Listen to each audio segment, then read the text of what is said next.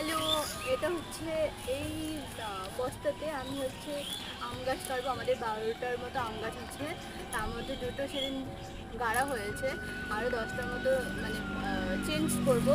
তো এটাতে চেঞ্জ করছি এখন। তোমাদের কাছে যদি পট বা কিছু না থাকে, এই বস্তা যেই গ্রো ব্যাগ বানাতে পারো, সেটাতে আমি চেঞ্জ করবো, ঠিক আছে?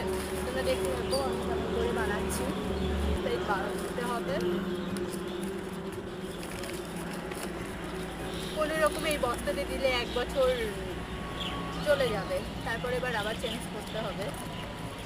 এখানে প্রচুর গাছ আছে, সব গাছে চেঞ্জ করার সময় হয়ে গেছে, চেঞ্জ করা হয় না সময়ের অভাবে। প্রচুর গাছ আছে, সবগুলোই চেঞ্জ করতে হয়।